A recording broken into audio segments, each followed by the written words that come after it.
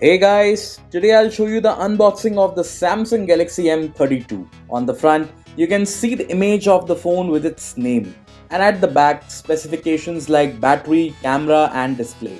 So let's open the box. First, you can see this hidden lid.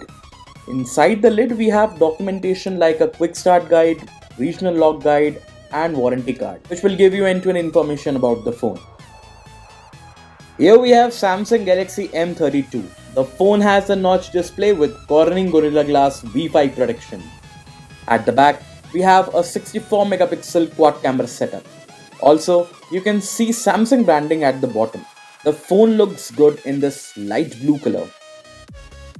Next, we have a USB Type-C cable for charging the phone and transferring the data, and a 2-pin wall charger with 25 watt of fast charging. At last, we have a SIM ejector tool. So guys, that's all you get inside the Samsung Galaxy M32 box. Thank you so much for watching this video.